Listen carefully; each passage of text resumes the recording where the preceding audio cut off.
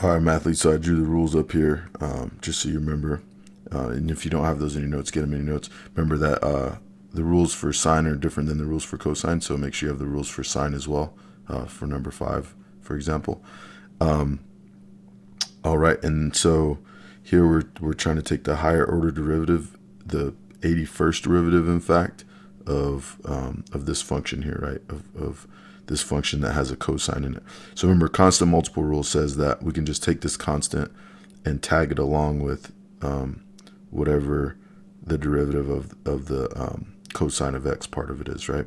So the 81st derivative is going to be -2 times whatever the 81st derivative of cosine x is, right?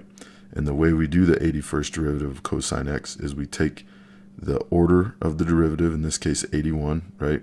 And we're going to divide it by 4, and we're going to see what the decimal comes out to be.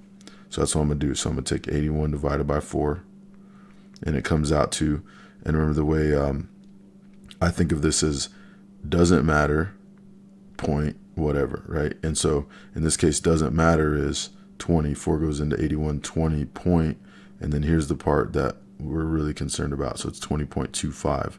And so this value, right, is what tells us what the answer is. So we take that value here and we look over here. So 25.25 means that it's the 81st derivative is going to be the same as the first derivative of cosine, which is negative sine. And so that means that this will be negative sine of x.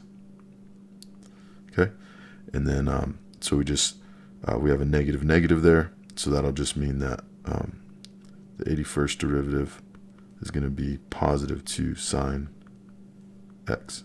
Okay.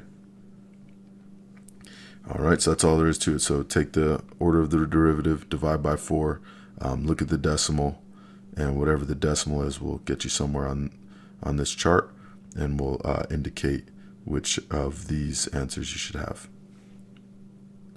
All right, and then if you have a constant, don't forget to just multiply that by whatever your result is.